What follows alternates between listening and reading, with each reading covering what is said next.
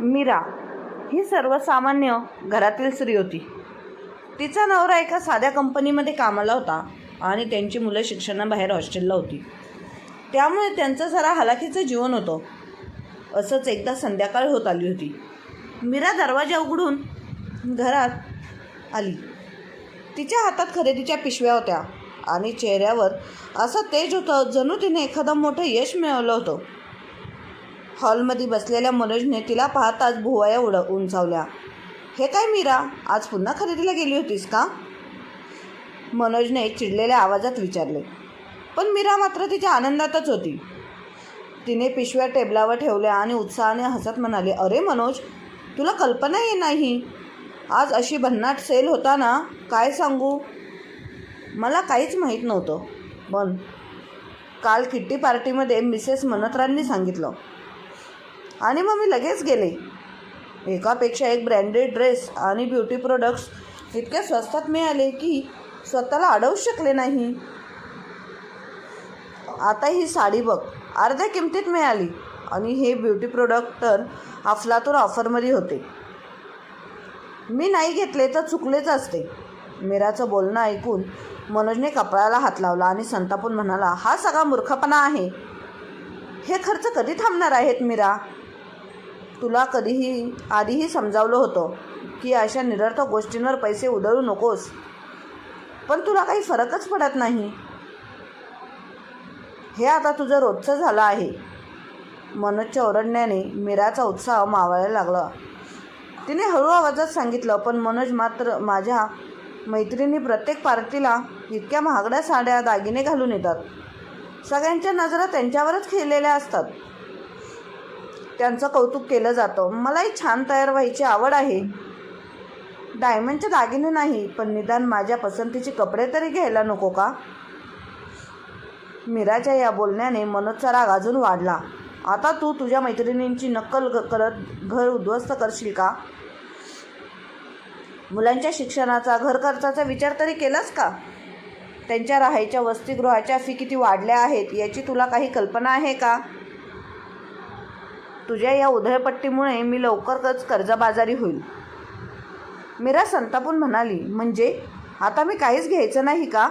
माझ्या मनाप्रमाणे. अशाच तणावात त्यांचं भांडण सुरू झालं असताना मीराचा फोन वाजला. तिने कॉल उचलला आणि पलीकडून तिच्या वडिलांचा, शिवप्रसादजींचा आवाज आला. हॅलो मीरा बेटी. हो बाबा, कसे आहात? तब्येत ठीक आहे ना? बाळा, माझी तब्येत ठीक नाही. खूप दिवसांपासून डॉक्टरकडे जायचं होतं, पण एकट्याने जाण्याची हिंमत होत नव्हती. मीराचं काळजात धस झालं. तिची आई गेल्या वर्षीच गेली होती. त्यांची काळजी घेण्यासाठी कोणी भाऊही नव्हता. वडिलांचा तो थकलेला आवाज ऐकताच तिचा संपूर्ण आनंद एका क्षणात नाहीसा झाला. ती म्हणाली, बाबा काळजी करू नका. तुम्ही काकांचा मुलगा अमितला विचारा, ते तुम्हाला डॉक्टरकडे घेऊन जातील. अशा वेळी आपलेच मदतीला उभे राहतात. ते काही फार लांब नाहीत, घरातच असतील. मी त्यांना आत्ताच फोन करते. शिवप्रसादजींनी हलकासा खोकत उत्तर दिलं, बाळा, मी त्याला फोन केला असता, पण अमित आपल्या पत्नी आणि मुलांसोबत सहलीला गेला आहे. तो घरी नाही आता. मला काहीच कळत नाही, मी काय करावं. हे ऐकताच मीराचं काळीज धडधडू लागलं. तिने वडिलांना धीर देत सांगितलं, काळजी करू नका बाबा, मी काहीतरी व्यवस्था बघते. तुम्ही थोडं विश्रांती घ्या, नंतर बोलते. फोन ठेवल्याबरोबर मीराच्या चेहऱ्यावर गांभीर्य पसरलं. तिने चिंताग्रस्त स्वरात मनोजकडे पाहत म्हणाली, ऐका, बाबांची तब्येत बरी नाही. काकांच्या घरी कोणी नाही. त्यांना डॉक्टरकडे घेऊन जाण्यासाठी. पण मनोज काहीच बोलला नाही. तेव्हा मीरा म्हणाली, मला वाटतं आपण त्यांना इथे आणावं. ते गावात एकटेच आहेत. त्यांची काळजी घेणारं तिथे कोणी नाही. मीरा चिंतेत होती. मनोज काही क्षण शांत राहिला, पण त्याच्या मनात मात्र विचारांचा कल्लोळ सुरू होता. आता हा अजून एक खर्च.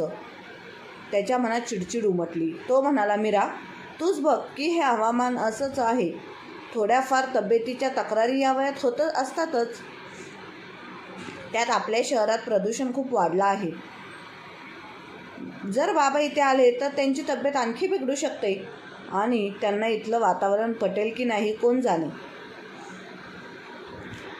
गावच्या मोकळ्या वातावरणातच ते जास्त आनंदी असतात. आपण त्यांना उगाच त्रास का द्यायचा?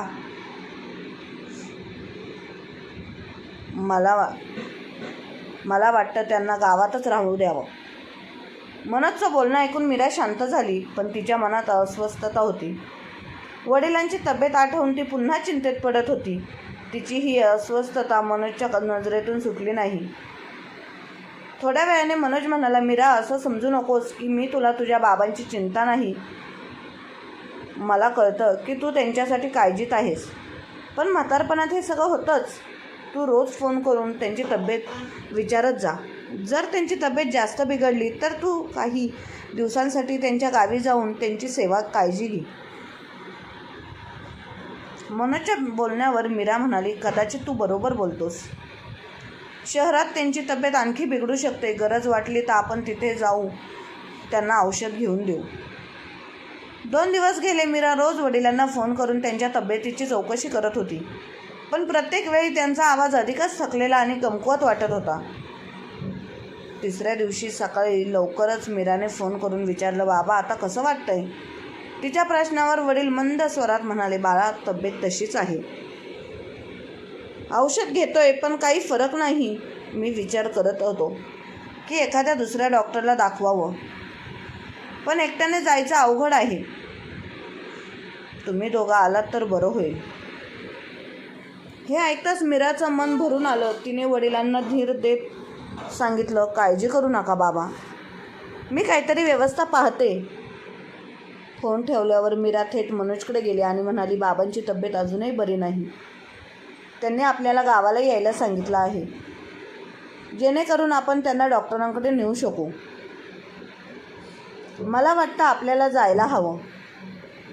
मनोज विचारात पडला, पण त्याच्या चेहऱ्यावर स्पष्ट चिडचिड दिसत होती.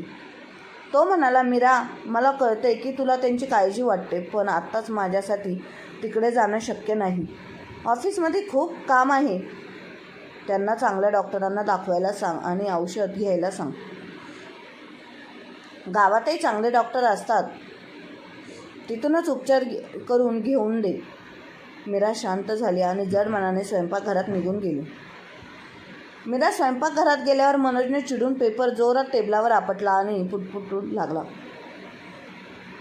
हे काही अतिच झालं. त्यांना दररोज काही ना काही होतंच. 2 दिवसांनी फोन करून बोलवतात. आमच्याकडे एवढा मोकळा वेळ आहे का की रोज डॉक्टरांकडे घेऊन जाऊ? त्यांना काही होत असेल तर स्वतःच का जात नाही? डॉक्टरकडे दरवेळी आपल्यालाच का त्रास देतात? आणि त्यावर मीरा लगेच हट्ट धरते की त्यांना इकडे आणायचं किंवा तिकडे जाऊन यायचं. अरे, जर ते आजारी असतील तर मी काय करायचं? मी त्यांच्या जबाबदारीचं कंत्राट घेतलं आहे का? थोड्या वेळाने त्यांनी नाश्ता केला आणि मनोज ऑफिसला निघून गेला. मीरा नाश्ता करून घरातील उरलेली कामं लवकर आटपत होती. तेव्हा अचानक दरवाजावर हलकासा ठोठावण्याचा आवाज आला. मीरा पटकन दाराजवळ गेली आणि दार उघडत समोर त्यांची भाडेकरू निशा उभी होती. तिच्या हातात एक ताट होतं, त्यात काही लाडू ठेवले होते. वहिनी, आज मी बेसनचे लाडू बनवले म्हणून विचार केला की तुमच्यासाठी थोडे घेऊन यावे. निशा हसत म्हणाली. मीराने मंद हसत ते लाडू घेतले आणि निशाला धन्यवाद दिले, पण तिच्या चेहऱ्यावर आनंद नव्हता. निशाने लगेच तिच्या मनातील दुःख ओळखले आणि विचारले, वहिनी, काय झालं? तुम्ही काहीशा चिंतेत दिसताय. तेव्हा मीरा उदास स्वरात म्हणाली, काही खास नाही, फक्त माझ्या बाबांची तब्येत बिघडली आहे. हे ऐकताच निशाला काळजी वाटली. असं काय झालं? त्यांना काय त्रास होतोय? ते आधी डायबिटीसचे पेशंट आहेत. आता त्यांना श्वास घेण्याचाही त्रास होतोय. मी मनोजला सांगितलं की आपण जाऊन त्यांना डॉक्टरकडे घेऊन जाऊ, पण त्याला वेळच नाही. हे ऐकताच निशाने मीराकडे पाहिला आणि म्हणाली, वहिनी, मग तुम्ही चिंतेत असाल तर. त्याचवेळी निशाचा पती प्रकाश बाजारातून परत आला. त्याला पाहताच निशा म्हणाले, अहो, प्रकाश, अगदी योग्य वेळी आलात बघा ना. वहिनी किती परेशान आहेत. त्यांचे बाबा आजारी आहेत आणि मनोज भाऊंना तिकडे जाण्यासाठी वेळ नाही. प्रकाशने हे ऐकताच लगेच उत्तर दिलं, यात काय मोठी अडचण आहे निशा, तू वहिनीसोबत जा, मी तुम्हा दोघींना गाडीत सोडतो. मीरा थोडीशी आश्चर्यचकित झाली. ती म्हणाली, नाही, तुम्ही एवढा त्रास नका घेऊ. प्रकाश हसून म्हणाला, वहिनी यात कसला त्रास, काका तिकडे काळजीत असतील, त्यांची तब्येत ठीक नाही, त्यांना डॉक्टरकडे घेऊन जाणे गरजेचे आहे आणि मग आपण कुटुंबासारखेच आहोत. आपणच एकमेकांना मदत नाही केली तर कोण करणार. निशाई प्रेमाने म्हणाली, हो वहिनी, तुम्ही काही काळजी करू नका, मी तुमच्यासोबत येते. प्रकाश आपल्याला गाडीत सोडून येईल. हे ऐकून मीराच्या मनाला हलकं वाटलं. प्रकाशने लगेच आपल्या गाडीच्या चाव्या उचलल्या आणि म्हणाला, चला वहिनी, आपण आत्ताच निघू, उशीर करणे योग्य ठरणार नाही. मीराने निशा आणि प्रकाशचे आभार मानले, ओढणी घेतली आणि त्यांच्यासोबत जायला तयार झाली. गाडीत बसल्यावर मीरा विचार करत होती की कधी एकदा गावाला पोहोचून बाबांना डॉक्टरकडे घेऊन जाते. गावात पोहोचताच प्रकाशने शिवप्रसादजींना गाडीत घेतलं आणि डॉक्टरकडे नेलं. तपासानंतर डॉक्टर म्हणाले, त्यांची साखर जास्त वाढली आहे आणि फुफ्फुसांमध्ये संसर्ग दिसत आहे. मी काही औषध लिहून देतो, त्याने लवकर सुधारणा होईल. रुग्णालयातून परत आल्यावर मीरा 2 दिवस वडिलांसोबत राहिली. प्रकाश म्हणाला, वहिनी अजून काही गरज असेल तर मला लगेच कळवा, कधीही फोन करा. हे म्हणत प्रकाश आणि निशा परत गेले. 3 दिवसांनी मीरा गावातून घरी परतली तेव्हा संध्याकाळचे 7 वाजले होते. आत येताच ती थोडीशी दमली होती आणि सोफ्यावर बसली. मनोज हॉलमध्ये TV बघत होता. त्याने सहज विचारलं, बाबांची तब्येत कशी आहे आता. मीराने पाण्याचा ग्लास उचलत उत्तर दिलं, आता ठीक आहे, त्यांची साखर खूप वाढली होती, ते जेवणाचं नीट लक्ष ठेवत नाहीत. गेले कित्येक दिवस कोर्टाच्या केसच्या गडबडीत त्यांनी स्वतःच्या तब्येतीकडे लक्ष दिलंच नाही, त्यामुळे प्रकृती बिघडली. तेव्हा मनोज सहज विचारलं, कोणती केस. मीरा म्हणाली, अरे तुला आठवतंय का, गेल्या कित्येक वर्षापासून सुरू असलेली जमिनीची केस अखेर त्यांनी ती जिंकली. मनोजच्या हातातून चहाचा कप सुटायचा राहिला. त्याच्या डोळ्यात आश्चर्य दाटलं. तो थोडा पुढे झुकून म्हणाला, तीच जमीन जी हायवेच्या काठावर आहे. मीरा सहज म्हणाली, हो तीच जमीन. मनोज आश्चर्याने म्हणाला, अरे बापरे, तिची किंमत तर कोट्यावधींची असेल. मीरा म्हणाली, हो साधारणपणे 5 कोटींच्या आसपास. बाबा ती विकण्याचा विचार करत आहेत. हे ऐकताच मनोजच्या चेहऱ्यावर एक विचित्र उत्सुकता आणि आनंद उमटला. जणू काही त्याला अचानक एखाद्या खजिन्याची चावी मिळाली होती. तो म्हणाला, वा, ही तर खूप चांगली बातमी आहे. पण त्यांनी काही सांगितलं का या पैशाचं काय करणार आहेत. मीरा म्हणाली, नाही, अजून काही ठरवलं नाही. आणि मग शरीर जेव्हा साथ देत नाही तेव्हा पैशांचा काय उपयोग. मनोजने गंभीरपणे चहाचा कप बाजूला ठेवला आणि म्हणाला, मीरा, अशा मोठ्या निर्णयांमध्ये नीट विचार करूनच पाऊल उचललं पाहिजे. अखेरी संपत्ती त्यांच्या मेहनतीची फळं आहेत. त्याच्या मनात विचारांचे वादळ उठले होते. वरून तो शांत दिसत होता पण आतून अस्वस्थ होता. त्याला भीती वाटत होती की मीराच्या काकांच्या मुलाने अमितने वडिलांना आपल्या बाजूला करून घेतलं आणि ही जमीन गिळंकृत केली तर.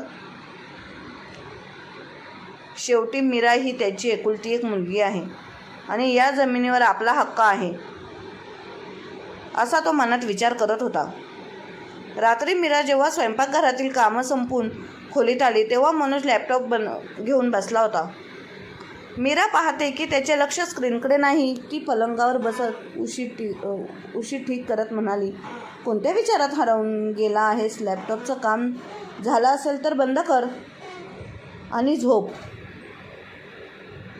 तेव्हा मनोज म्हणाला, मीरा, तुझ्या वडिलांची तब्येत ठीक नाही. तुला असं वाटत नाही का की त्यांना तिथे एकटं सोडणं योग्य नाही. शेवटी ते आपले मोठे आहेत, त्यांची काळजी घेणं आपलं कर्तव्य आहे. मी आधीच तुला सांगितलं नव्हतं की आपण जाऊन त्यांना भेटू, पण तुला ऑफिसचं काम महत्त्वाचं वाटलं. मीरा, मला कसं माहिती होतं की त्यांची तब्येत इतकी बिघडली असेल? आता तू येऊन सांगितलंस तेव्हा मला माहीत झालं की आपण त्यांना इथे आणलं पाहिजे.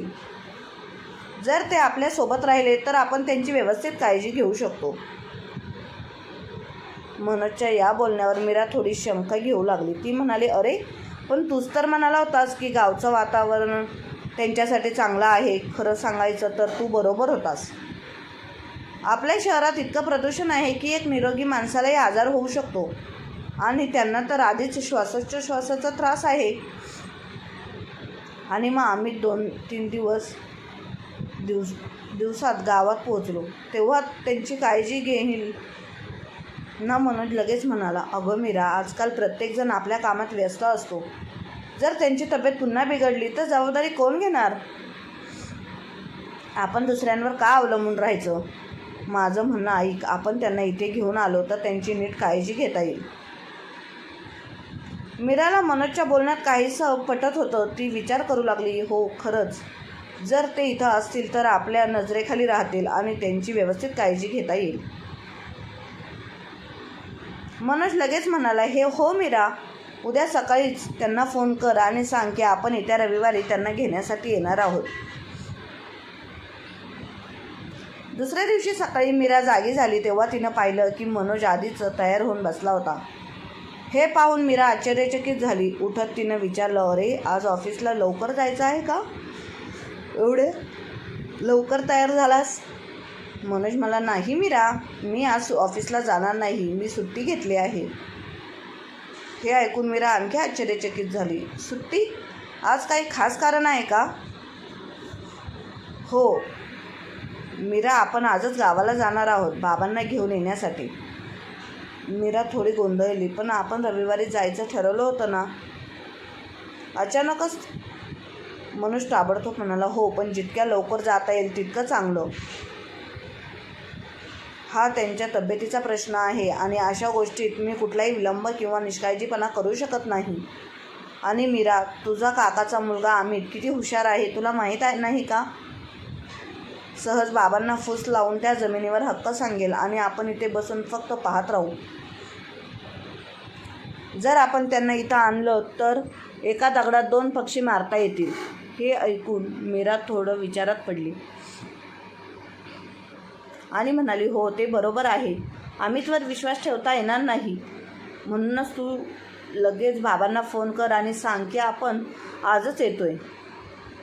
मीराने आपल्या वडिलांना फोन लावला. शिवप्रसादजी म्हणाले, अगं मुली, काय यायचं आहे? माझी तब्येत आता बरी आहे, मी इथे ठीक आहे. मीरा काळजीच्या स्वरात म्हणाली, बाबा तुम्ही का समजून घेत नाही? जर तुम्ही शहरात आमच्यासोबत राहिलात तर आम्ही तुमची चांगली काळजी घेऊ शकू. यावेळी मनोजने मीराच्या हातातून फोन घेतला आणि अधिकारी वाणीने म्हणाला, बाबा आता मी तुमच्या कोणत्याही कारणाला थारा देणार नाही. आमच्यासाठी सगळ्यात महत्त्वाचं म्हणजे तुमचं आरोग्य. आम्ही आजच तुम्हाला घ्यायला येतोय. हा निर्णय झाला आहे. शिवप्रसादजी हलक्या हसत म्हणाले, अरे बेटा, तू माझी इतकी काळजी घेतोस, पण मला खरं समाधान इथेच मिळतं, या मातीशी, या वातावरणाशी. माझं नातं आहे. मनोज भावनिक स्वरात म्हणाला, पण बाबा तुम्हाला माहीत नाही मीरा आणि मी तुमची किती काळजी करतो. जर तुम्ही आमच्यासोबत राहिलात तर आम्हालाही समाधान वाटेल. मीरा तुमची एकुलती एक मुलगी आहे. तिच्या जबाबदारीचं ओझं माझ्यावर आहे. आता तुम्हीच सांगा, जर माझे वडील तुमच्या जागी असते तर मी त्यांच्यासाठी हे सगळं केलं नसतं का? शिवप्रसादजींना मनोजच्या युक्तिवादांशी सहमत होता आलं नाही, पण शेवटी त्यांनी त्यांच्यासोबत जाण्याचा निर्णय घेतला. संध्याकाळी मनोज आणि मीरा शिवप्रसादजींना घेऊन घरी परतले. मनोजने कार थांबवली आणि म्हणाला, मीरा तू गेट उघड, तोपर्यंत मी बाबांना कारमधून उतरायला मदत करतो. मीरा कारमधून उतरून बेल वाजवते तेव्हा त्यांची भाडेकरू निशा आतून म्हणाली, वहिनी मी लगेच येते. मनोजने शिवप्रसादजींचा हात धरून त्यांना हळूहळू खाली उतरवलं. निशाने पटापट गेट उघडलं आणि मीराच्या वडिलांना पाहून लगेच विचारलं, काय झाले काका, तब्येत कशी आहे आता? त्यानंतर ती मीराकडे पाहत म्हणाली, वहिनी खूप चांगलं केलं तुम्ही, काकांना इथे घेऊन आलात, आता घरचे वातावरणही प्रसन्न वाटेल. शिवप्रसादजी आल्यापासून घरात वेगळाच उत्साह जाणवू लागला. मीरा रोज सकाळी लवकर त्यांच्यासाठी नाश्ता तयार करायची, तर मनोज संध्याकाळी ऑफिसमधून आल्यावर त्यांच्यासोबत गप्पा मारायचा. शिवप्रसादजी हे आनंदी होते, कारण घरात कुणीतरी आपल्याशी बोलणारं, आपली काळजी घेणारं होतं. एका संध्याकाळी सर्वजण चहा घेत असताना मनोजने आपल्या मनातील गोष्ट बोलायला सुरुवात केली. तो एक घोट घेत म्हणाला, बाबा खरं सांगू का, तुम्ही इथे आल्यापासून घरात वेगळंच चैतन्य आले. सगळं काही देवाच्या कृपेने मिळतं. घरात मोठ्यांची उणीव होती, तीही भरून निघाली. शिवप्रसादजी आनंदाने म्हणाले, हे तर खरंच आहे बेटा, मोठ्यांची साथ असेल तर घरात सुखद शांती राहते. मनोजने थोडं गंभीर होत पुढे सांगितलं, पण एक गोष्ट मात्र कधी कधी खूप खटकते. हे ऐकून शिवप्रसादजी थोडे आश्चर्यचकित झाले आणि विचारलं, असं काय झालं रे बेटा? सगळं तर ठीक आहे ना? मनोज थोडा उदास होत म्हणाला, हो बाबा, पण आजच्या काळात हे घर थोडं जुनाट वाटतं. मुलांचे मित्रमैत्रिणी इकडे येतात तेव्हा त्यांना थोडं संकोच वाटतो. त्यांना इतरांच्या मोठ्या आणि आधुनिक घरांशी तुलना केल्यावर हे घर खूपच सामान्य वाटतं. शिवप्रसादजींनी आश्चर्याने विचारलं, असं का वाटतं रे बेटा? घर चांगलंच आहे की?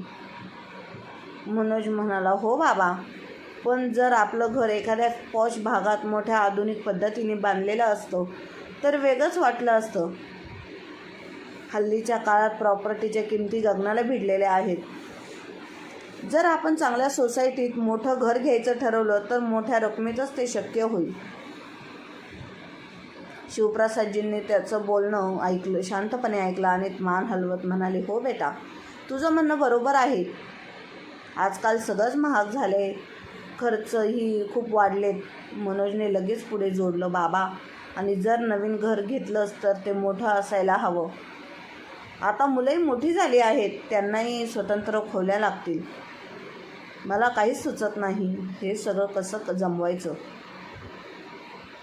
हे ऐकून शिवप्रसादजी विचारात पडले. त्यांनी हळूच हातातला चहाचा कप टेबलावर ठेवला आणि म्हणाले, बेटा, यात काय एवढं? काय विचारायचं आहे तुला? जेवढी मदत हवी असेल तेवढी मी करीन. हे ऐकताच मनोजच्या डोळ्यात चमक आली. पण आपल्या भावना लपवत तो जाणीवपूर्वक उदास सुरात म्हणाला, बाबा, हे इतकं सोपं नाही. हे कोट्यावधींचे प्रकरण आहे. शिवप्रसादजी हसत म्हणाले, अरे बेटा, तू एवढं का काळजी करत आहेस? शेवटी जे काही माझ्याकडे आहे ते सर्व तुमचंच आहे. गावातली जमीन विकून जे काही पैसे मिळतील ते तुझ्या आणि मीरासाठीच असतील. आपण ते पैसे घर घेण्यासाठी वापरू. हे ऐकून मनोजने आतल्या आत आनंद लपवला आणि मीराकडे पाहत म्हणाला, बाबा, तुम्ही असं म्हणताय तर आपण लवकरच एखादं चांगलं घर आपल्या चांगल्या सोसायटीत बघायला पाहिजे. त्याच दिवसापासून मनोज आणि मीरा शहरात मोठ्या सोसायट्यांमध्ये घर शोधू लागले. त्यांनी मोठे मोठे फ्लॅट्स आणि आलिशान घरं पाहिली. अखेर त्यांना एक भव्य आलिशान घर पसंत पडलं. 2-3 दिवसात त्याचा व्यवहार निश्चित करण्यासाठी त्यांना आगाऊ रक्कम भरायची होती. नवीन घराबद्दल विचार करताना मनोज आणि मीरा खूप खुश होते. सुरुवातीला मीरा आणि मनोज शिवप्रसादजींची व्यवस्थित काळजी घेत होते, पण हळूहळू ते त्यांच्या तब्येतीकडे दुर्लक्ष करू लागले. एके दिवशी शिवप्रसादजी अंगणातल्या खाटेवर बसून खोकत होते. त्यांचा श्वासही अडखळत होता. मीरा स्वयंपाकघरातून बाहेर आली आणि म्हणाली, बाबा, तुम्ही वेळेवर औषध घेतलं नाही का? शिवप्रसाद थकलेल्या आवाजात म्हणाले, नाही गं, औषध संपलं आहे. मी मनोजला सांगितलं होतं, पण कदाचित तो विसरला असेल. तेवढ्यात मनोज आतून बाहेर आला आणि ऐकून म्हणाला, अहो बाबा, सॉरी, मी औषध आणायचंच विसरलो. ऑफिसचं खूप काम होतं त्यामुळे लक्षात राहिलं नाही. शिवप्रसाद थोडं खोकल्यानंतर म्हणाले, बरं बेटा, नंतर औषध आण, पण आधी मला डॉक्टरकडे नाही. एकदा तपासणी करून योग्य औषध लिहून देतील. पण मनोज पटकन कारच्या चाव्या उचलत म्हणाला, बाबा, आता डॉक्टरांकडे जाण्यासाठी वेळ नाही. आपण बँकेत जातोय. नवीन घरासाठी आगाऊ पैसे द्यायचे आहेत. त्यासाठी धुवायला लागेल. काळजी करू नका, संध्याकाळपर्यंत मी औषध आणतो. शिवप्रसादजी थकलेल्या आवाजात म्हणाले, बेटा माझी तब्येत खूपच बिघडते, श्वास घ्यायलाही त्रास होतोय. त्यावर मीरा पटकन म्हणाली, बाबा आम्ही फार वेळ लावणार नाही, तुम्ही थोडा आराम करा, आम्ही लगेच येतो. मनोजने कार सुरू केली आणि मीरासोबत बँकेत निघून गेला. शिवप्रसादजी खाटेवर एकटेच खोकत पडले होते. त्यांची अवस्था आणखीनच बिघडत चालली होती. त्यांच्या खोकण्याचा आवाज ऐकून निशा जिन्यावरून खाली आली. त्यांची अवस्था पाहून ती घाबरली आणि म्हणाली, काका तुमची तब्येत खूपच खराब दिसते, भाऊ आणि वहिनी कुठे आहेत? शिवप्रसादजी खूप प्रयत्नाने म्हणाले, ते बँकेत गेलेत, काही काम आहे. निशाने ताबडतोब आपल्या नवऱ्याला प्रकाशला फोन केला. प्रकाश काकांची तब्येत बरी नाही, त्यांना डॉक्टरकडे न्यावं लागेल. शिवप्रसादजींनी विरोध केला, नको ग बाळा, काळजी करू नकोस, मनोज आणि मीरा येतीलच आणि मला डॉक्टरकडे घेऊन जातील, पण तोपर्यंत तब्येत अजून बिघडू शकते. तुमचं इनेलर आहे, तो घेतला की खोकला थोडा थांबेल, निशा म्हणाली. प्रसादजी हळूच म्हणाले, बाळा तोही संपला आहे, मी मनोजला सांगितलं होतं पण त्याला आठवलं नाही. निशाने पुन्हा प्रकाशला फोन करून सांगितलं. प्रकाश येताना शिवप्रसादजींसाठी इनेलर घेऊन आला. थोड्याच वेळात शिवप्रसादजींना खोकल्यापासून थोडा आराम मिळाला. प्रकाश म्हणाला, काका डॉक्टरकडे जाणं गरजेचं आहे, अशा परिस्थितीत फक्त इनेलर पुरेसं नाही. शिवप्रसादजी संकोचात म्हणाले, पण बेटा याची काय गरज आहे, मनोज आणि मीरा लवकरच येतील, तेच मला घेऊन जातील. प्रकाश म्हणाला, काका तुम्ही आम्हाला परके का समजता, आम्हीही तुमच्या मुलांसारखेच आहोत. हे म्हणत प्रकाशने गाडी काढली आणि त्यांना डॉक्टरकडे घेऊन गेला. शिवप्रसादजींनी निशा आणि प्रकाशला भरभरून आशीर्वाद दिले. मुलीच्या घरी आणि जावयाच्या सोबत राहत असताना शिवप्रसादजींना प्रत्येक दिवस पूर्वीसारखाच जात होता. काळजीशिवाय, आधाराशिवाय. दुसरीकडं मनोज आणि मीरा त्यांच्या स्वतःच्या आनंदाच्या जगात व्यस्त होते. जेव्हा शिवप्रसादजी मनोजकडे एखाद्या कामासाठी काही सांगायचे तेव्हा तो नेहमीच पुढे ढकलायचा. बाबा आता वेळ नाही, उद्या ऑफिसहून येताना घेऊन येतो. हे उत्तर एवढ्या वेळा ऐकलं होतं की आता शिवप्रसादजींनी आशाच सोडून दिली होती. मीरा देखील त्यांच्याबद्दल बेफिकिर झाली होती. ती कधी किती पार्टीत असायची तर कधी खरेदीत मागं नसायची. जर ती घरी असली तर आपल्या मैत्रिणींशी फोनवर गप्पा मारण्यात व्यस्त असायची. आज सकाळचे 11 वाजले होते. नेहमीप्रमाणे मनोज ऑफिसला गेल्यानंतर मीरा त्यांना नाश्ता द्यायची, पण आज अजून नाश्ता आला नव्हता. शिवप्रसादजी खाटेवर येऊन म्हणाले, मीरा बाळा नाश्ता दे ना. मीरा फोनवर गप्पा मारण्यात व्यस्त होती. अगं तू बघितलंस का किती सुंदर घर घेतलं आहे आम्ही, प्रत्येक गोष्ट माझ्या पसंतीची आहे. किती पार्टीतल्या बायका ज्या स्वतःला मोठ्या सोसायटीतल्या समजतात त्या हे घर पाहून नक्कीच जाणार. शिवप्रसादजींनी पुन्हा आवाज दिला, ऐकते आहे का गं बाळा? पण त्यांचा आवाज मीराच्या बोलण्यातच हरवला होता. शिवप्रसादजी अंगणात होते त्यामुळे त्यांचा आवाज वरच्या मजल्यावर जाऊन पोहोचला. निशाने तो ऐकून बाहेर येत विचारलं, नमस्ते काका, सगळं ठीक आहे ना? तुम्ही अजून नाश्ता केला नाही? मी मीराला बोलावत होतो पण बहुतेक ती बिझी आहे, शिवप्रसादजी म्हणाले. निशाने आपल्या स्वयंपाकघरातून नाश्त्याची ताटली आणली आणि शिवप्रसादजींना दिली. काका आधी हे खा आणि तुम्ही औषध कुठे ठेवलं आहे? डायनिंग टेबलावर असेल तर आणून देशील?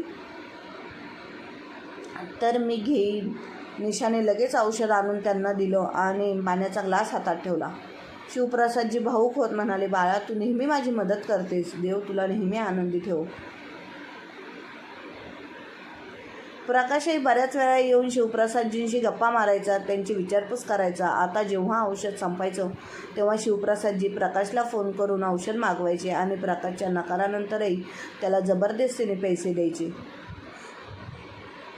हळूहळू दिवस जात होते. मनोज आणि मीरा त्यांच्या स्वप्नातील घरात शिफ्ट होण्यासाठी आतुर झाले होते.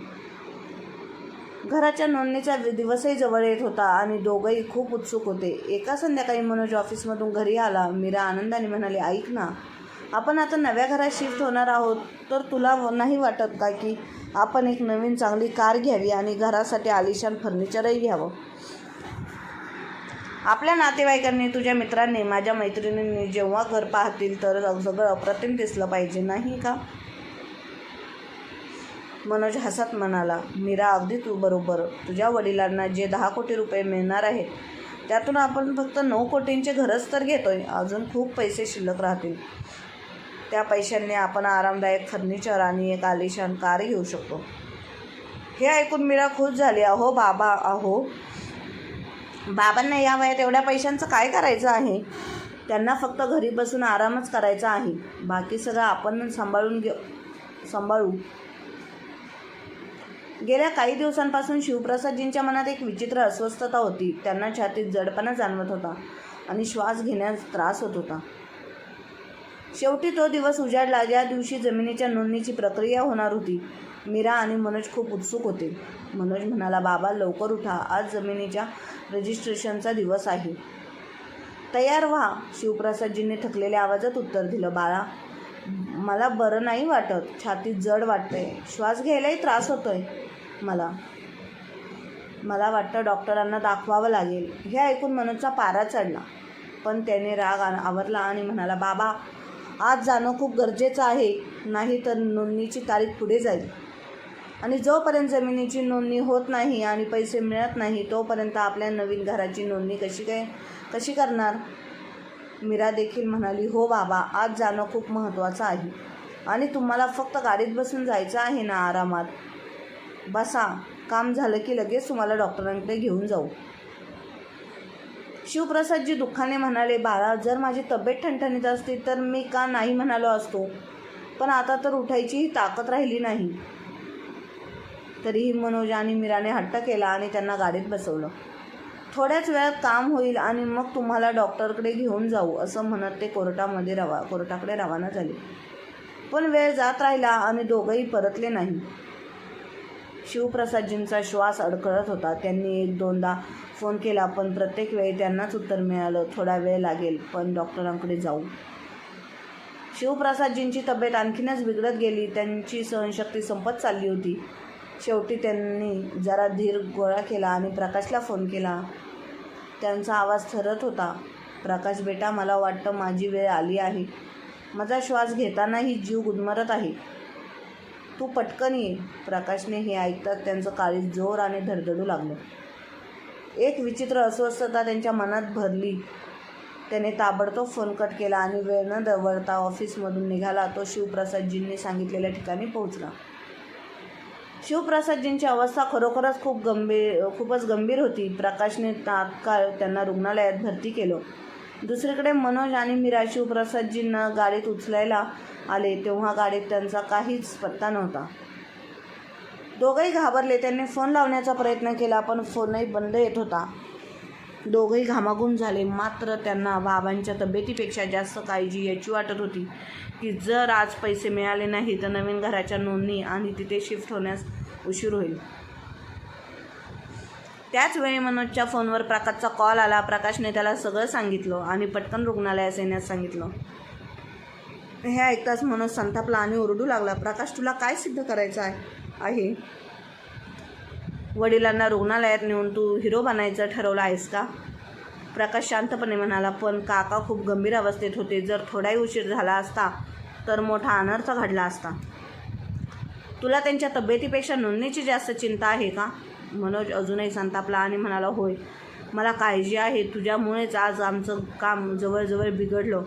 तू मध्ये येऊन सगळं उद्ध्वस्त केलं. प्रकाश सुन्न झाला. काही वेळानंतर डॉक्टरांनी तपासणी केल्यानंतर सांगितलं की शिवप्रसादजींना हृदयविकाराचा झटका आला होता. डॉक्टर म्हणाले की जर थोडाही वेळ उशीर झाला असता तर काहीही होऊ शकलं असतं. 2-3 दिवसांच्या उपचारानंतर शिवप्रसादजी घरी परतले. त्यांची तब्येत पूर्वीपेक्षा सुधारली होती. पण रुग्णालयात असताना त्यांची संपूर्ण जबाबदारी प्रकाशने घेतली. कारण मनोज कोर्टाच्या कामात व्यस्त होता. डॉक्टरांनी सांगितलं होतं की त्यांना पूर्ण विश्रांती आणि काळजी लागेल. पण मीराला आणि मनोजला याची काहीही पर्वा नव्हती. त्यांच्या मनात फक्त नवीन घर आणि त्यांचं काम सुरू होतं. शिवप्रसादजी घरी आल्यावर प्रसाद आणि निशाने निर्णय घेतला की ते वेगळ्या भाड्याच्या घरात राहायला जातील. मनोजच्या नोंदणीच्या तारखेला उशीर झाल्यामुळे तो सतत चिडचिडा आणि अस्वस्थ दिसत होता.